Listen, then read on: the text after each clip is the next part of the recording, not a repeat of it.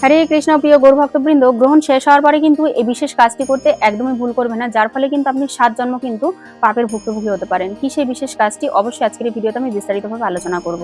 প্রথমত, গ্রহণ শেষ হওয়ার পরে কিন্তু স্নান করা প্রত্যেকেরই কর্তব্য। আর যেহেতু এই 3রা মার্চ মঙ্গলবার এই পূর্ণগ্রাস চন্দ্রগ্রহণ ভারতবর্ষ সহ পৃথিবী পৃষ্ঠের একাধিক স্থানে দৃশ্যমান রয়েছে, সুতরাং এই দৃশ্যমান গ্রহণ দর্শন করার পরে বা দৃশ্যমান গ্রহণের সমাপ্তির পরে অবশ্যই প্রত্যেকে স্নান করবেন।